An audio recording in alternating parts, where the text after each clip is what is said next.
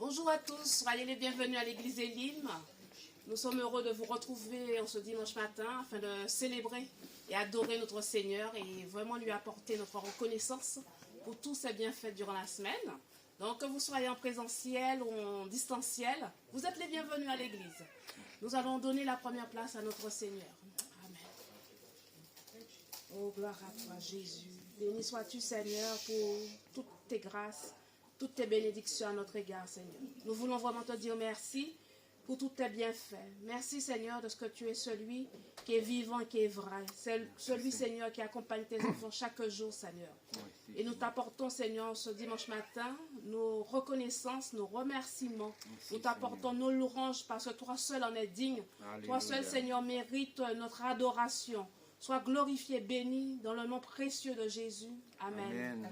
Amen. Soyez bénis et nous allons chanter, célébrer notre Seigneur avec notre force sans nu. Voilà. Bonjour à tous et à toutes. Pardon, excusez-moi.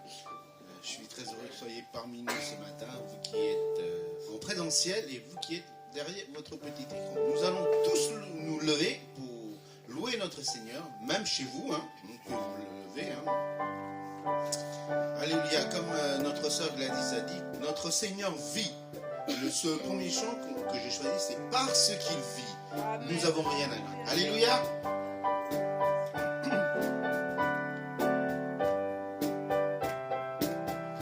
Parce qu'il vit, je n'ai rien à craindre, mes lendemains sont assurés. Entre ses mains,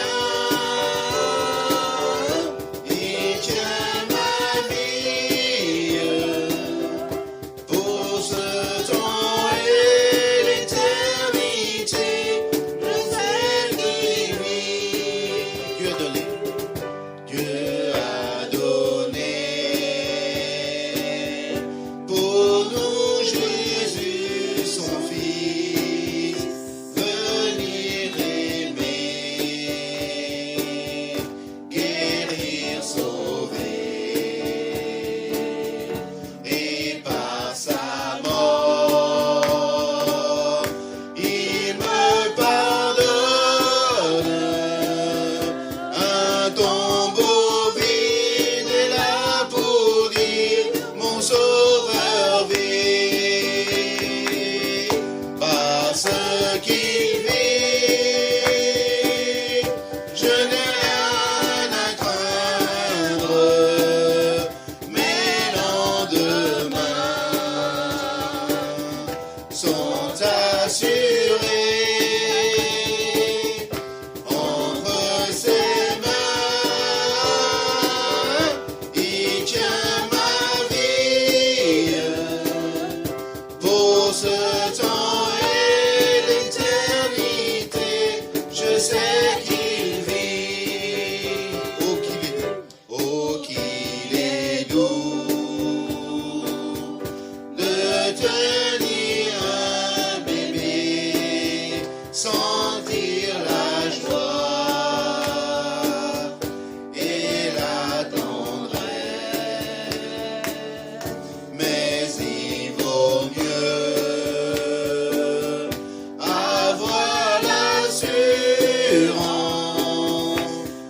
qui peut faire face à l'avenir parce qu'il vit.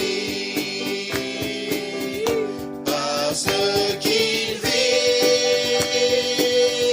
je n'ai rien à craindre, mes lendemains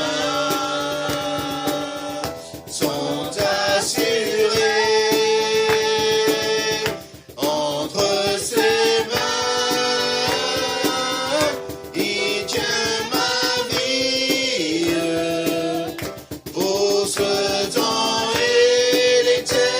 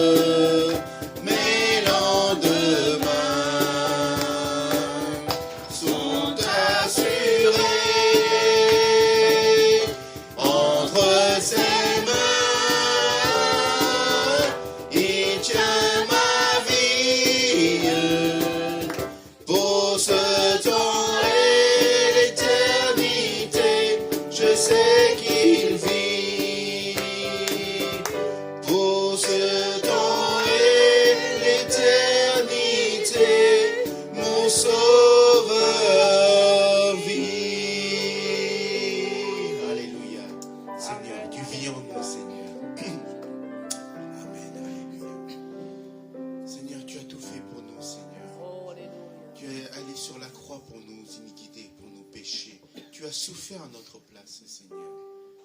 Oh Seigneur, parce que tu nous as aimés, c'est pourquoi tu l'as fait, Seigneur. Alléluia, pour qu'on puisse nous approcher de toi encore. Alléluia. Merci, Seigneur. C'est pour moi que tu as fait tout, Seigneur.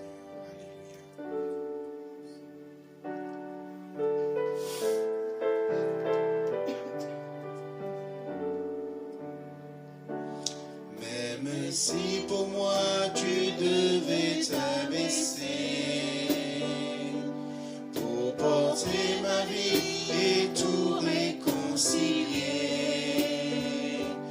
me montrer le Père qui m'a tant aimé, je sais que pour moi tu l'as fait, je sais que pour moi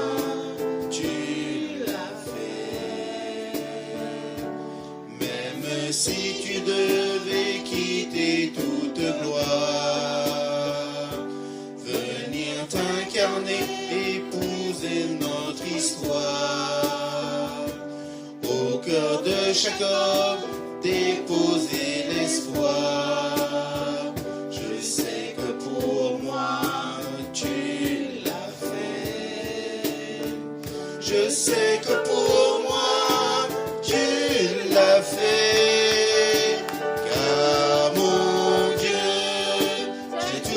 Ses promesses me couvrent de tendresse. Voici quel est mon Dieu, car il fait toutes choses nouvelles.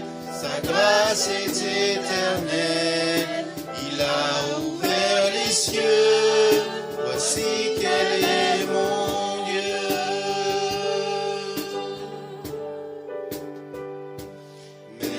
Si la croix devenait ton fardeau, le poids de ce monde oublié dans le tombeau, pour essuyer toute larme et tout sanglot, je sais que pour moi tu l'as fait. Je sais que pour moi tu l'as fait, car mon Dieu, j'ai toujours ses promesses, me couvre de tendresse. Voici quel est mon Dieu, car il fait toutes choses nouvelles. Sa grâce est éternelle, il a ouvert les cieux. Voici quel est mon Dieu. Même si ta vie devait être oubliée, en prenant la place du serviteur caché, pour que je revive en ta fidélité, je sais que pour moi tu l'as fait. Je sais que pour moi tu l'as fait, car mon Dieu tient toujours ses promesses, me couvre de tendresse. Voici quel est mon Dieu, car il fait toutes choses nouvelles.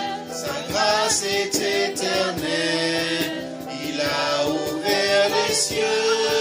Voici quel est mon Dieu, car mon Dieu tient toujours ses promesses, me couvre de tendresse. Voici quel est mon Dieu, car il fait toutes choses nouvelles. Sa grâce est éternelle, il a ouvert les cieux. Voici quel est mon Dieu, voici quel est mon Dieu.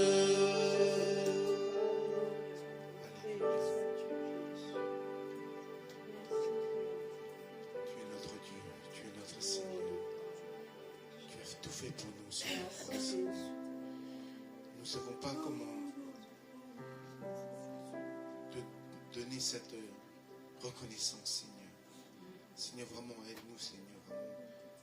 Savoir que tu as tout fait pour nous, Seigneur. Que nous sommes libres, Seigneur, afin d'avancer avec toi, en esprit, en vérité.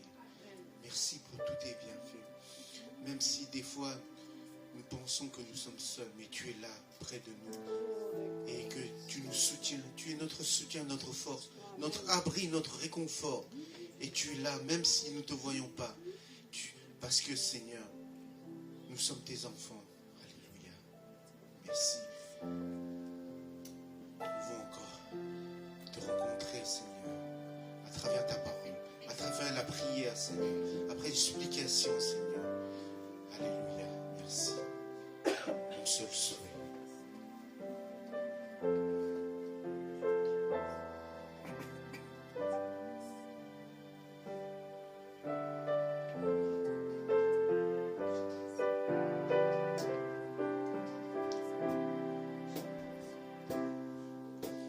Mon seul souhait dans ce monde est de rencontrer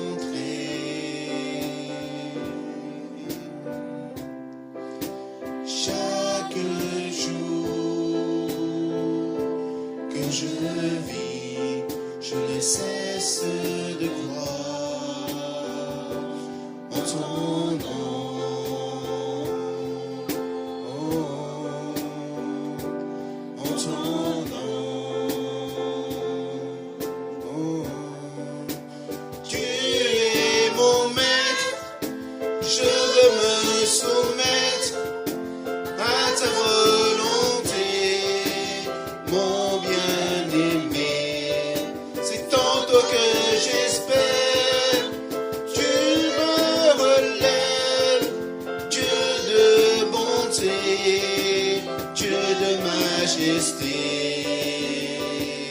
Je t'adore,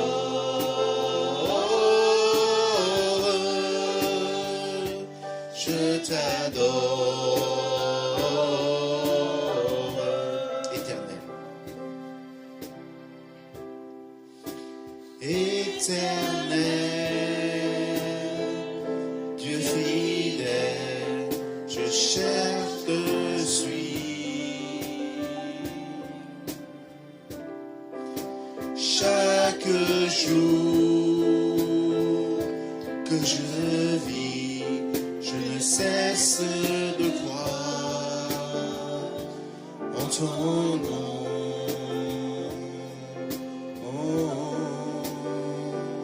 En ton nom.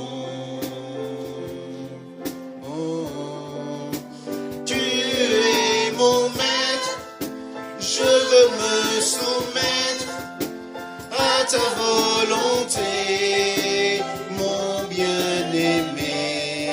C'est en toi que j'espère, tu me relèves, Dieu de bonté, Dieu de majesté, je t'adore,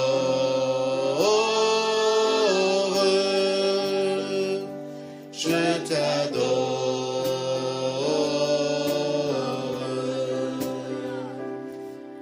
Je t'adore,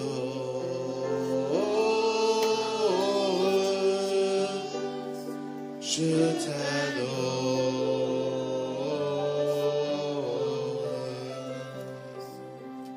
Tu es mon maître. Alléluia. Merci. Entends notre cœur encore ce matin, Seigneur. Entends nos supplications, nos cris à toi, Seigneur. Nous avons besoin de toi à chaque instant, à chaque moment. Que tu puisses nous sonder, que tu puisses nous relever, nous renouveler, Seigneur, à nouveau en toi, Seigneur. Nous voulons vivre pour toi, Seigneur, dans cette nouvelle vie en abondance avec toi, Seigneur, que tu nous as promis, Seigneur, que tes promesses sont éternelles, qui ne changent jamais. Alléluia. Merci, Seigneur, de mon cœur.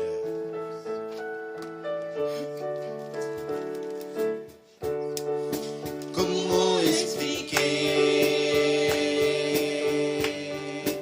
et comment décrire un amour si grand? si puissant que rien ne peut le contenir. Tu sais mes espoirs, Seigneur, tu sais mes craintes, et mes mots sont bien trop petits pour dire tout l'amour que j'ai pour toi. Alors entends mon cœur, mon esprit qui te loue, entends un chant d'amour d'un enfant racheté. Je prends même le faible mon pour te dire qu'est Dieu merveilleux tu es. Mais je ne pourrai pas te dire combien je t'aime, alors entends mon cœur. Si tout comme la pluie, les mots pouvaient couler, et si j'avais l'éternité, je ne pourrais pas l'exprimer. Mais dans les pattes de mon cœur, tu entendras toujours. Merci pour la vie, pour la vérité et pour le chemin. Alors entends mon cœur, mon esprit qui te loue, entends un chant d'amour d'un enfant racheté. Je prends mes belles faibles mots pour te dire qu'est Dieu merveilleux tu es. Mais je ne pourrai pas te dire combien je t'aime, alors entends mon cœur, entends mon cœur. Alors entends mon cœur, mon esprit qui te loue, entends un chant d'amour d'un enfant racheté. Je prends même les faibles mots pour te dire qu'est Dieu merveilleux tu es. Mais je ne pourrai pas te dire combien je t'aime, alors entends mon cœur. Mais je ne pourrai pas te dire combien je t'aime, alors entends mon cœur. Seigneur, entends nos cœurs ce matin, nos cris de joie, nos cris, Seigneur, à toi, Seigneur, parce que tu es notre roi, tu es notre Seigneur. Amen. Nous avons loué notre Seigneur par les chants. C'est le moment de louer notre Seigneur par les offrandes. Pour nous, en tant qu'enfants de Dieu, privilégiés même, c'est important de donner pour que cette bonne nouvelle soit partagée à tous, qu'on ne puisse pas être seul privilégié à en bénéficier, parce que le Seigneur aime tous ses enfants. Alléluia. Je vais demander à personne de l'accueil de se préparer, de passer dans les rangs, si vous avez quelque chose à donner pour le royaume de Dieu. Et nous allons interpréter le premier chant, parce qu'il vit. Alléluia. Amen. On va tous lever, parce qu'il vit. Notre Seigneur vit.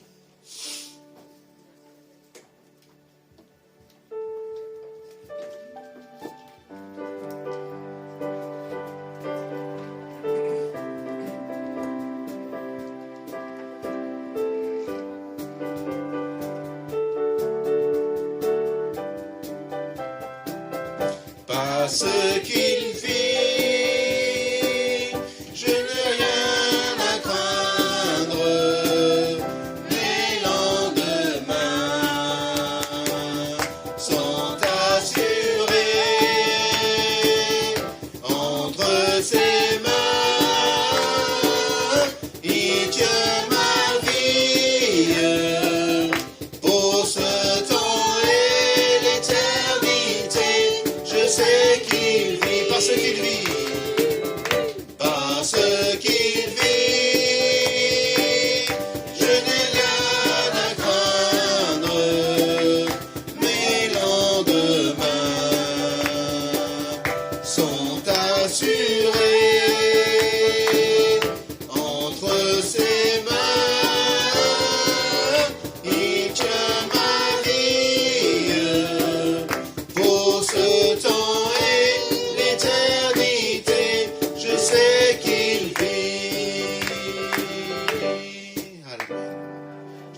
sœur Patricia de prier pour les offrandes. Seigneur Dieu d'amour, Dieu trois fois saint, merci pour ta grâce, merci pour ta bonté. Merci de nous réunir aujourd'hui en ce lieu afin de te louer, Seigneur mon Dieu, afin de connaître ta parole. Ô Seigneur mon Dieu, bénis les offrandes, Seigneur mon Dieu. Car Seigneur Dieu Tout-Puissant, tu as dit, Seigneur mon Dieu, que pour la construction de ton Église, nous devons chacun participer de bon cœur, Seigneur mon Dieu. Merci Seigneur pour toutes tes offrandes, Seigneur mon Dieu. Et Seigneur de Tout-Puissant, au nom de ton Fils Jésus-Christ, nous t'avons prié. Amen. Amen. Merci, sœur Patricia. C'est la parole à notre sœur Gladys pour les annonces.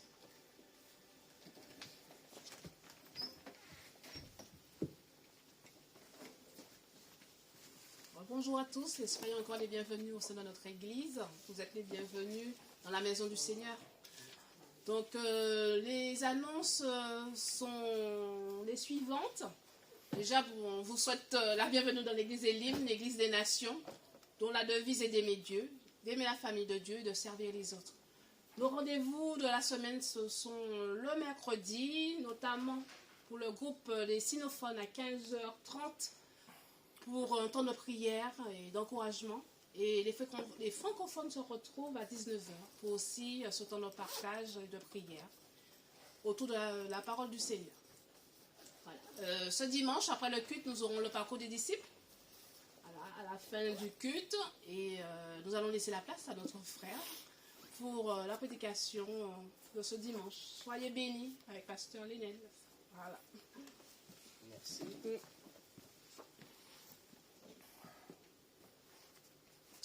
Voilà, très heureux de vous retrouver pour ces moments. Et je crois qu'après, on va prier aussi. Hein. Il y aura un moment de prière comme c'était prévu. Hein.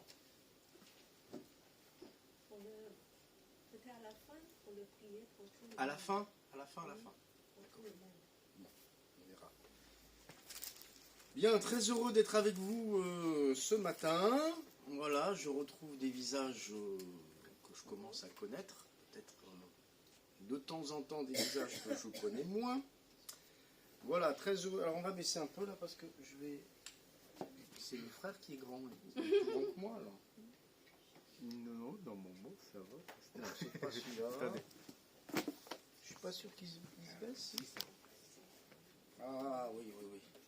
Très bien, c'est bon. Alors on va lire un verset dans le livre de Jonas. Vous avez tous entendu parler de Jonas. Eh bien, on va lire un verset qui m'a interpellé. Jonas chapitre 3 avec le verset 1er. Alors il n'y avait pas le verset 8 par contre. Hein. Non, c'est que le verset 1. Mais c'est pas grave, c'est pas grave. C'est pas gênant, mais c'était juste le verset 1. D'accord. Voilà. Philippe, tu peux lire? La parole de l'Éternel fut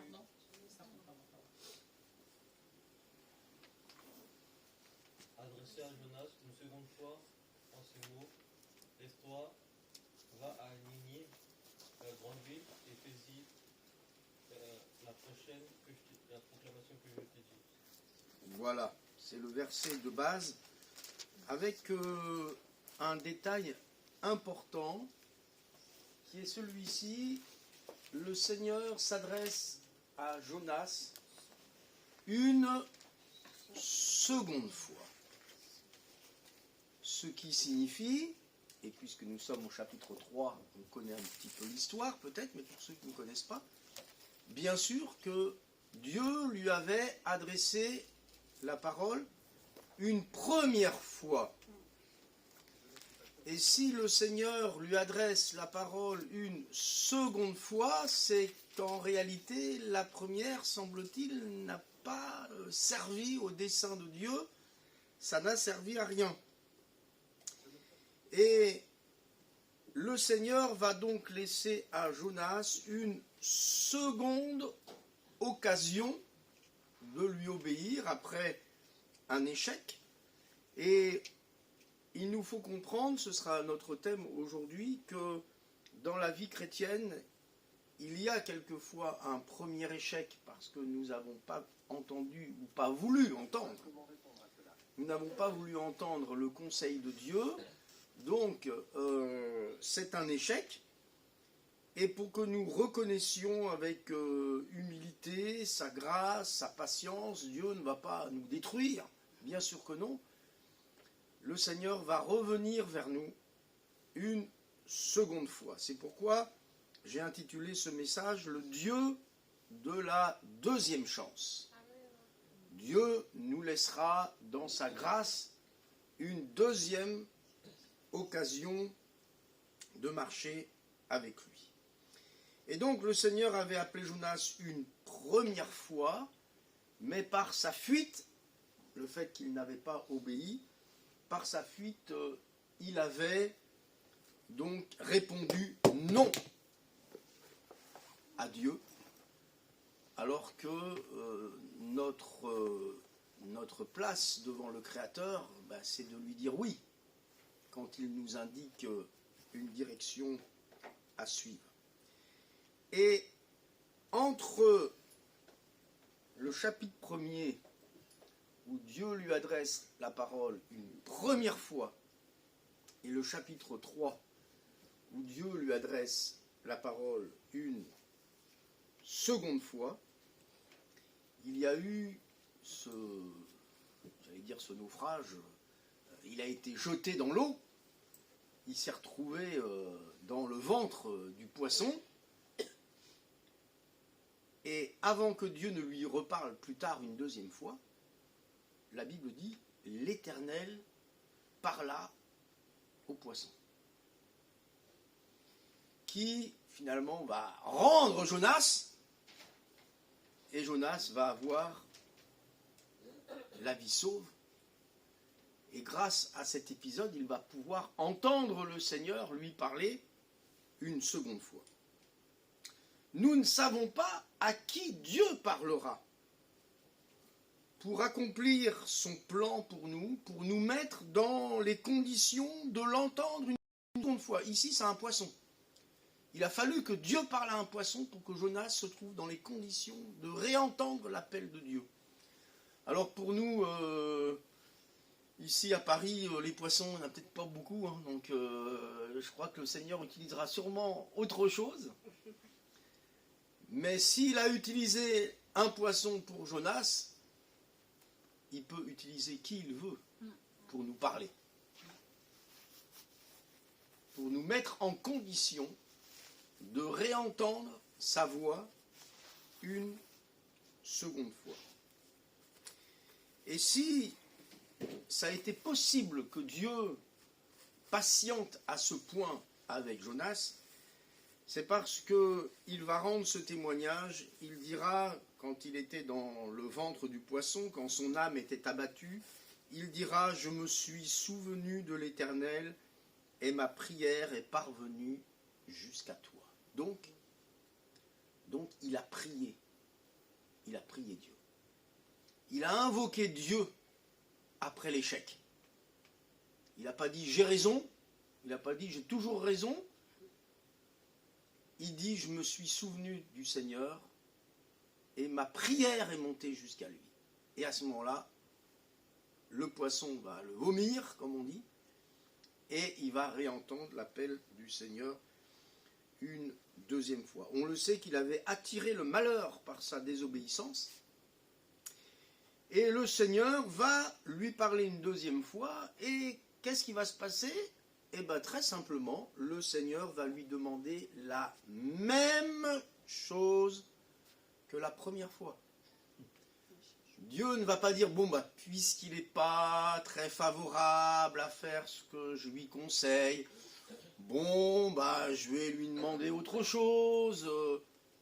Non, Dieu va lui demander exactement la même chose. Va à Ninive, c'est-à-dire que Dieu nous ramène où nous avons échoué. Par contre, il n'est pas du tout dans les mêmes conditions. Son cœur a été complètement bouleversé par cette épreuve qu'il a vécue, parce qu'il a vu la mort en face quand même. on s'imagine pas ou on ne veut pas trop s'imaginer ce que ça peut être que d'être englouti par un monstre marin. Mais vous imaginez ce que c'est que d'être dans les entrailles, dans le ventre d'un poisson, vous? Faut pas trop s'imaginer. Hein. Mais ce que l'on sait, c'est qu'il y fait une température très élevée. Je peux vous dire qu'il a eu chaud. Hein. Et en plus, dans des sucs gastriques, dans un estomac, tout était gluant, terrible. Donc il a vu la mort en face. Hein. Enfin, c'est clair, il faut quand même reconnaître que... Et là, il a dû crier à Dieu en disant « Seigneur, si tu peux faire quelque chose pour moi ». Et heureusement, il a été évacué. Alléluia. Je pense que cette expérience, il ne l'a jamais oubliée. Hein. Parce qu'une expérience pareille, ça ne s'oublie pas. Hein. Même nous, des petites expériences, on ne les oublie pas. Alors celle-là... Voilà comment Jonas a fait l'expérience que Dieu lui a donné une deuxième chance. Quand je dis chance, hein, ce n'est pas un mot qu'on peut employer comme ça, comme le monde emploie, mais on le comprend dans le sens d'une occasion. Dieu lui donne une deuxième occasion. Prenons un autre exemple, celui de Moïse dans le livre de l'Exode, au chapitre 3. Alors je ne lis pas toutes les histoires parce que je lis simplement un verset puis je résume très brièvement le contexte. Dieu dira, Exode 3.10 à Moïse, qui est-ce qui veut lire ce verset? Nicolas, Ce qui est en bleu. Maintenant, va, je t'envoie vers le Pharaon, fais sortir d'Égypte ton peuple, les Israélites. Alors il y avait eu l'appel dans son cœur 40 ans avant, mais il ne savait pas comment accomplir le plan de Dieu. Et qu'est-ce qu'il avait fait? Vous vous souvenez, l'échec, c'est qu'il avait été jusqu'à tuer un Égyptien. Alors, il faut quand même reconnaître que pour commencer un service pour Dieu, on ne va pas commencer par un meurtre. Hein. Ça commence mal, hein. S'il commence comme ça, puis que Dieu approuve, il va rester en se disant je peux tuer. Hein. Donc là, stop. Ça s'est stoppé net et il a dû fuir. Il a dû fuir parce qu'il venait quand même de tuer un Égyptien. À tort ou à raison, on veut dire, il a tué un homme. Alors évidemment, il a fallu que Dieu lui donne les 10 commandements après. Tu ne tueras pas. Parce que c'est vrai que ce n'était pas forcément évident de se dire je n'ai pas le droit de tuer, Dieu n'aime pas que l'on tue. Il a fallu les 10 commandements pour comprendre tu ne tueras pas ou tu ne commettras pas de meurtre. Et c'est ce qu'il avait fait. C'est ce qu'il avait fait. Donc Dieu ne pouvait pas l'envoyer pour faire sortir son peuple quand on commence comme ça. Commencer un ministère de délivrance comme celui de Moïse, c'est un ministère extraordinaire quand même, hein, de faire sortir le peuple d'Égypte au travers de la mer Rouge, eh ben il commençait ce ministère glorieux par un meurtre. Donc là encore, avant d'entendre l'appel de Dieu une deuxième fois, celle qu'on a lue ensemble, eh ben il y a eu toute une période d'attente. Mais le Seigneur était quand même prêt à repartir à zéro avec lui. Mais il a fallu un temps de formation, tel un berger au milieu des troupeaux dans le désert. C'était la formation pastorale. Dieu ne peut pas approuver ce meurtre. Et pour nous, il faut se souvenir que dans l'épître de Jean, il est écrit « Quiconque est son frère » du verbe « haïr » est son frère, est un meurtrier.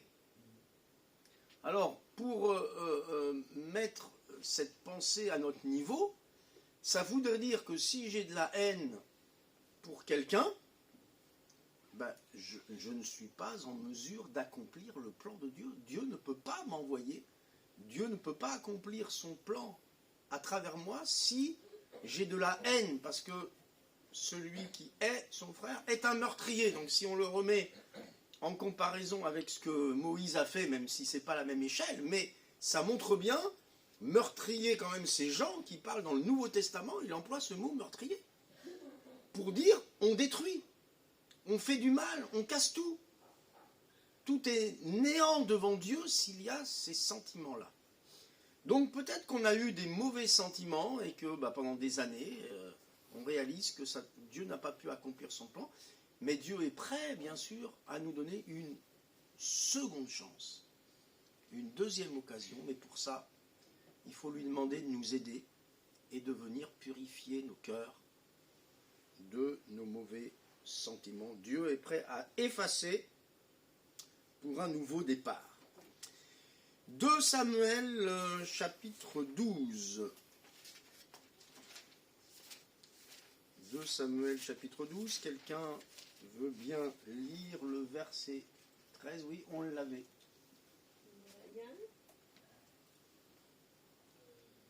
David dit à Nathan, j'ai péché contre l'Éternel. Et Nathan dit à David, l'Éternel, pardon ton péché, tu ne mourras pas. Exactement. Alors vous vous souvenez, David avait commis, on peut dire, un double péché, mais c'est pas le même niveau, évidemment, adultère plus meurtre, quoi. C'était mal parti aussi, hein. Comment Dieu peut-il accomplir son plan au travers d'un homme pareil? Et pourtant, il est appelé un homme selon le cœur de Dieu. Pas à cause de ce qu'il a fait, mais à cause du fait qu'il dira « j'ai péché contre l'Éternel ». Ça inclut la repentance, évidemment, à cette époque, on ne parle pas avec les mêmes termes, mais dans le Nouveau Testament, on nous éclaire sur ce qu'est la repentance, reconnaître son péché, demander pardon à Dieu. Et Dieu l'a reçu favorablement, puisque le prophète dit « l'Éternel pardonne ton péché ». Et on voit que David a accompli les desseins de Dieu, la Bible est claire sur ça. La Bible n'occulte pas ce qu'il a fait, mais c'est pardonné. C'est pardonné. Et il faut aussi accepter que tel frère ou telle sœur qui serait tombé, Dieu puisse pardonner. Alléluia. Dieu donne une seconde chance, une seconde occasion. Un nouveau départ qui ne sera pas sans conséquence, qui sera quand même douloureux, puisque le garçon, son fils, va mourir. Donc, il y a un nouveau départ, mais à la mesure aussi de ce qu'il a fait, puisqu'il a quand même tué, donné l'ordre de tuer. Donc ça ne peut pas passer aux yeux du Seigneur avec des conséquences proportionnelles à son crime.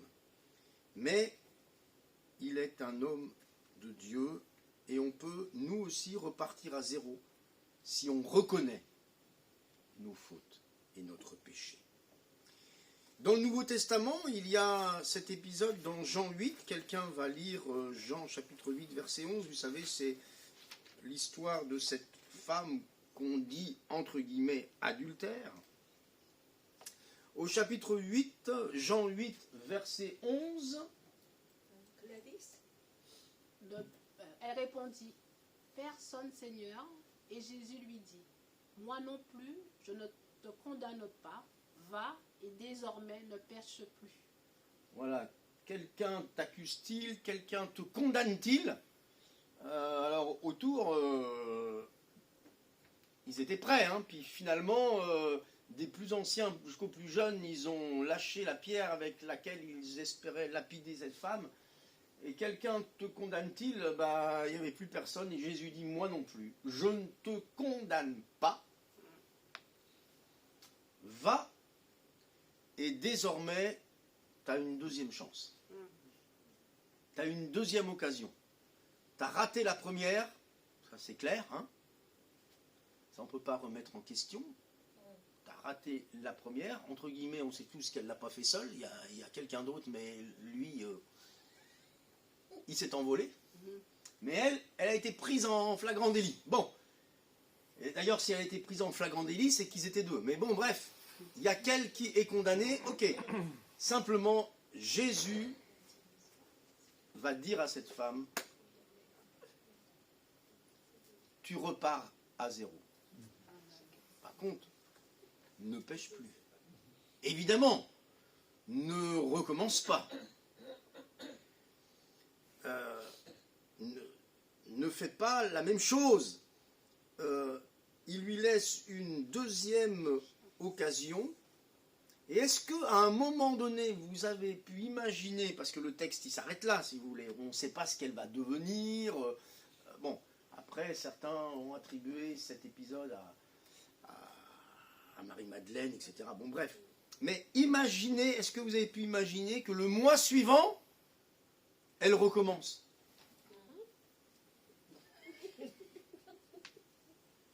Bah non, hein, parce que quand elle a vu la mort en face, hein, parce qu'elle aurait pu être lapidée. Hein. Donc moi, j'arrive pas à imaginer qu'un mois après, elle aille en boîte de nuit et tout le tralala. Hein. J'imagine pas, moi. Hein. Je pense qu'elle a dû dire, oui, j'aurais pu être lapidé, j'aurais dû être lapidé. Heureusement que Jésus était là, parce que si Jésus n'était pas là, elle aurait été tuée. Par la grâce de Jésus, je suis en vie. Et Jésus m'a dit une seule chose, ne recommence pas. Alors là, je vais vous dire, quand on a vu la mort en face et que quelqu'un vous a sauvé la vie et qui vous donne un conseil, ce serait la folie de recommencer. Voilà, j'arrive pas à l'imaginer. Parce qu'il lui a sauvé la vie. Alléluia. Il lui a laissé une seconde chance. Une deuxième occasion. Alors il y a un texte, je voudrais m'y arrêter un petit peu plus. C'est Acte 20. Quelqu'un va bien sûr le lire pour nous. Acte 20, versets 7 à 12. Acte 20, ben voilà. Le premier jour de la semaine, nous étions assemblés pour rompre le pain. Paul, qui devait partir le lendemain, s'entretenait avec les assistants. Il prolongea son discours jusqu'à minuit. Il y a fait un assez grand nombre de lampes dans la chambre haute où nous étions assemblés. Or, un jeune homme du nom de Eutychus, assis sur le bord de la fenêtre, fut pris d'un profond sommeil pendant que Paul prolongeait l'entretien. Entraîné par le sommeil, il tomba du 3e étage et fut relevé mort. Mais Paul descendit, se pencha sur lui, le prit dans ses bras et dit « Qu'il n'y a pas de trou parmi vous, car son âme est en lui. » Quand il fut remonté, il rompit le pain et mangea, puis il parla encore assez longtemps, jusqu'à l'aube. Après quoi, il partit et en ramena vivant le jeune homme, et ce fut une grande consolation. Alléluia. Vous avez vu? Il est tombé du 3e étage, on l'a relevé mort. Hein. Mort. Et là, il y a une sorte de résurrection physique, hein, parce que Paul se descend, se penche sur lui, le prend dans ses bras, et par le Saint-Esprit, il sait que la vie est en lui, mais on l'a relevé mort. 3 étages, un mort, mais une deuxième chance. Alléluia. Amen. Il va avoir une deuxième chance. Alors imaginez la scène. Paul s'entretient avec les assistants, un peu comme nous là, vous voyez. La différence, c'est que je vais prolonger mon discours jusqu'à midi, mais pas jusqu'à minuit. Hein. Bah, maintenant, c'est comme vous voulez. Hein. Et qu'est-ce qui se passe? Ils étaient dans cette fameuse chambre haute, et donc il y avait des fenêtres, comme on peut avoir chez nous des fenêtres. La différence dans ces pays-là, c'est qu'il n'y avait pas de fenêtres comme on le pense, nous, vous savez, qui ferment. C'est des fenêtres ouvertes. Voilà, donc les assistants sont là, et puis évidemment, c'est pratique, on peut s'asseoir sur le rebord de la fenêtre. Et puis quand on est assis sur le rebord de la fenêtre, qu'est-ce qu'on voit? On est à la fois avec les assistants, avec Paul, puis on est à la fois avec la rue. La rue et le soir, puisque c'est jusqu'à minuit. Le soir, la rue, les lumières, les bruits, la musique, tout ça. Donc, eh ben, ce gars-là, il est à la fois dans l'église, un pied dans l'église, un pied dans le monde. il est partagé parce qu'il est sur le bord de la fenêtre. Vous voyez ce que je veux dire? C'est symbolique. Et qu'est-ce qui se passe? Il s'endort. Et ce que je voulais dire, c'est qu'il y a une deuxième chance, une deuxième vie pour ceux qui s'endorment dans l'église. Vous voyez ce que je veux dire? Parce que spirituellement parlant, on peut s'endormir. Voilà. On ronfle doucement, on ronronne doucement dans l'église pendant des années, et puis on ne s'aperçoit peut-être même pas que l'on s'endort. C'est quand il y a la chute, et chute spirituelle pour nous, hein. C'est quand il y a une chute spirituelle qu'on dit « Ah, mais c'est vrai que je ronronnais, quoi. Je me suis endormi. Je m'en suis même pas aperçu. » Parce que vous savez, quand on s'endort, on ne s'en aperçoit pas. Parce que, hop, dès qu'on s'endort, on est inconscient.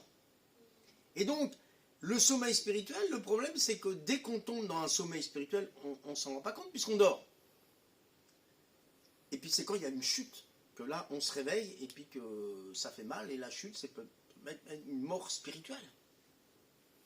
C'est ce qu'on découvre dans son passage. Alors, déjà, je trouve que pour un prédicateur, ça rend humble, comme c'était le cas, ça rend humble de savoir que quand on prêche, les gens peuvent s'endormir. Vous vous rendez compte, Paul, il prêche.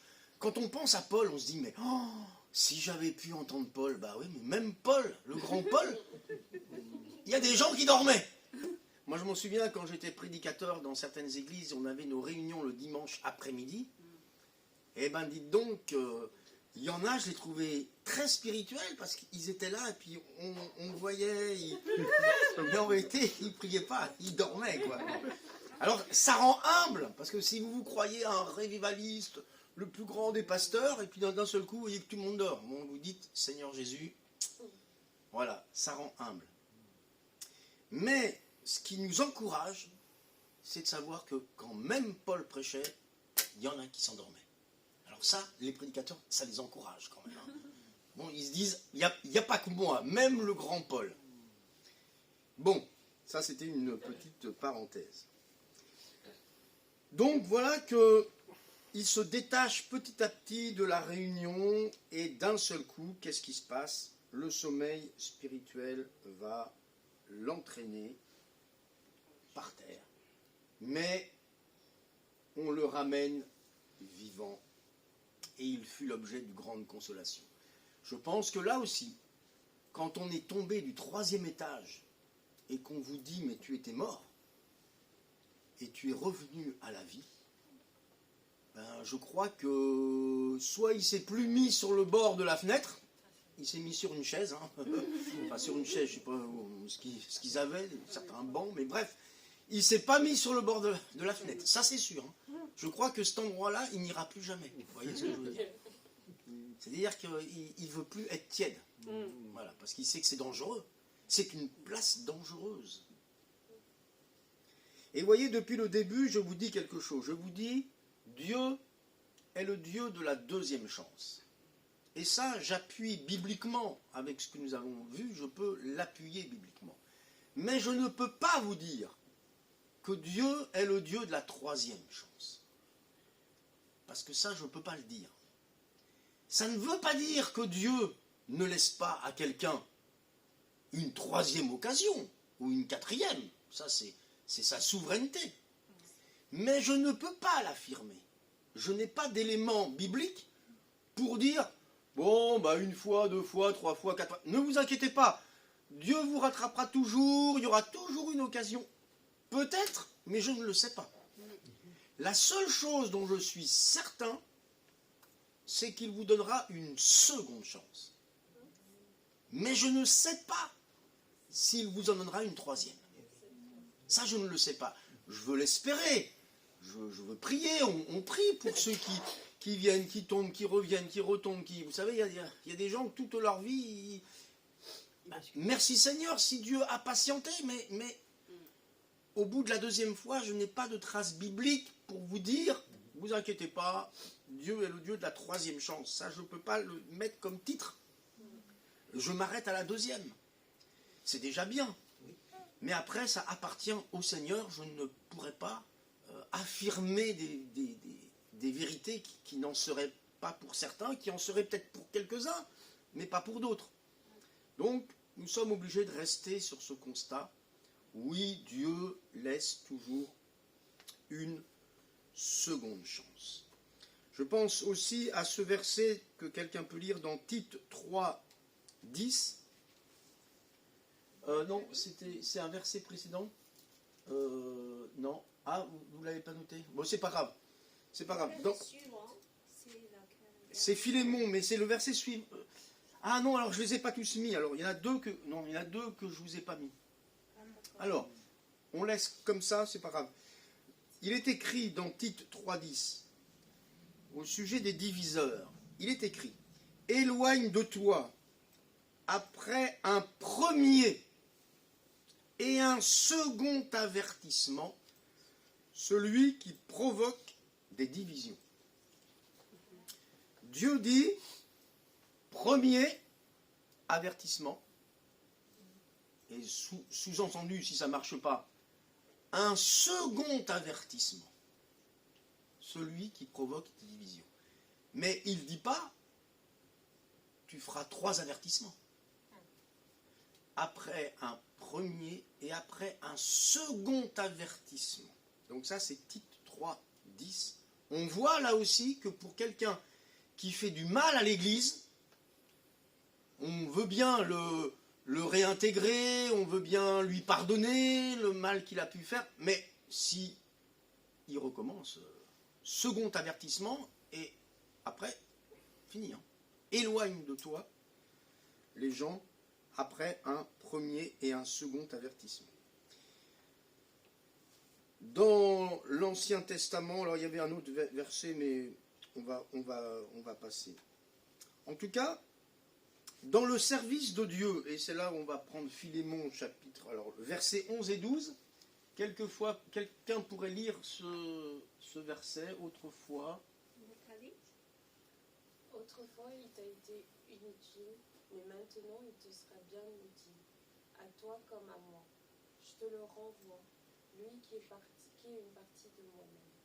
Voilà, donc dans cet épître, on découvre que Philémon, Onésime, pardon, il s'agit de Onésime dans l'épître à Philémon. Alors c'est vrai que ce n'est pas une épître qui est très très connue, puisqu'elle est toute petite, c'est simplement quelques versets, 25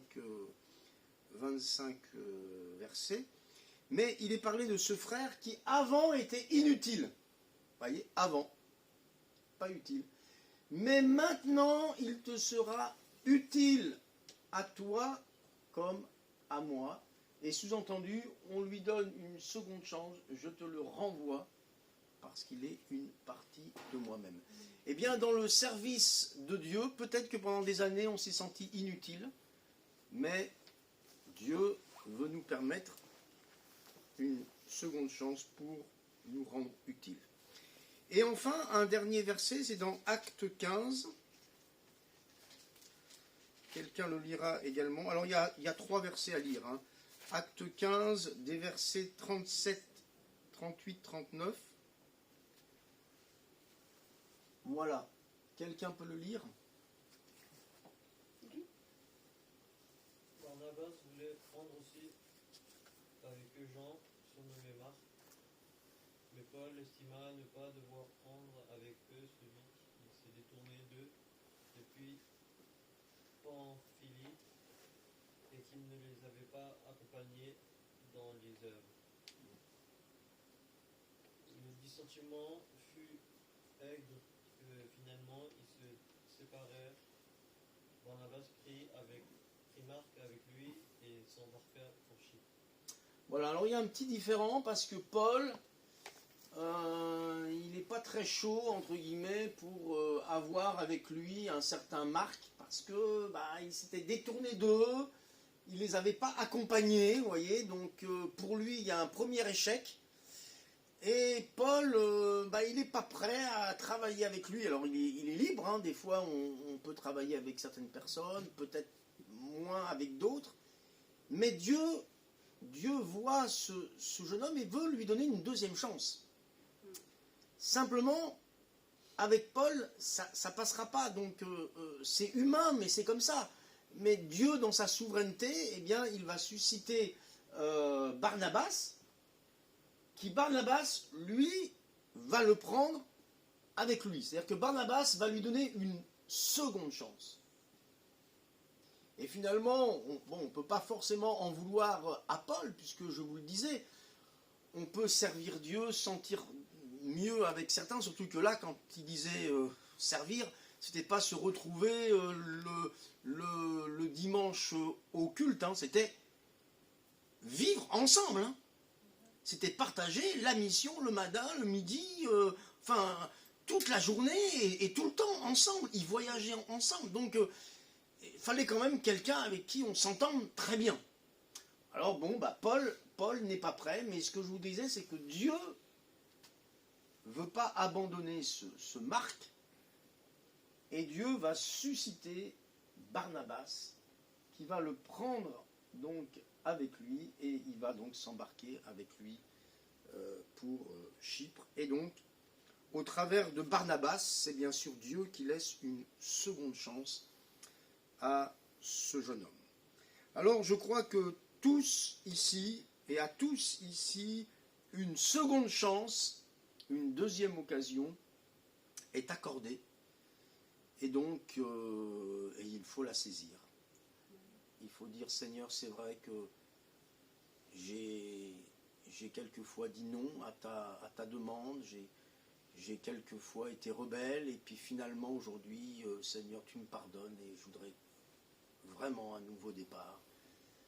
Donne-moi une seconde chance, donne-moi une deuxième occasion, là où j'ai résisté, là où j'ai dit non, là où ma chair, ma nature humaine a eu le dessus, eh bien le Seigneur nous tend la main ce matin. Alléluia. Le Seigneur nous tend la main à tous, à chacun d'entre nous, et que là où nous avons échoué, eh bien le Seigneur nous permet de repartir pour réussir. Alléluia. Amen. Là où nous avons été dans la défaite, eh bien on va repartir, mais pour être vainqueurs cette fois-ci. Alléluia. Seigneur Jésus, merci. Nous voulons, Seigneur, que cette pensée, et je crois que c'est ta volonté, que cette pensée puisse s'imprimer, être gravée dans les cœurs, et que chacun soit encouragé de savoir que ta volonté, c'est de nous remettre sur le chemin de la victoire, le chemin de la réussite, le chemin de la bénédiction. Et Seigneur, si nous avons raté la première marche, si nous avons raté une occasion, Seigneur, dans ta volonté, tu nous donneras toujours l'occasion de nous repentir et de repartir à zéro avec Jésus comme berger. Seigneur, je te dis merci pour l'œuvre que tu vas accomplir au travers de cette pensée dans le cœur de mes frères et de mes sœurs. Au nom de Jésus. Amen. Amen. Amen. Alléluia. Nous serons un temps de prière pour demander Dieu de nous donner un renouvellement. Voilà. Et le renouvellement du Saint-Esprit, voilà, pour tous ceux qui souhaitent de recevoir voilà, à nouveau la plénitude du Saint-Esprit et surtout pour les nouveaux baptisés, parce que c'est une occasion de recevoir encore le Saint-Esprit. Je crois qu'on peut arrêter la vidéo. Je le donne après, tu peux tiens. Oui, voilà. Je ne savais pas trop comment vous vouliez articuler. Oui. Nous vous remercions de votre attention. Nous allons mettre fin au culte via la vidéo. Et sinon, en présentiel, on va continuer dans la prière pour la plénitude du Saint-Esprit. Soyez bénis, bonne semaine et à bientôt. Au revoir.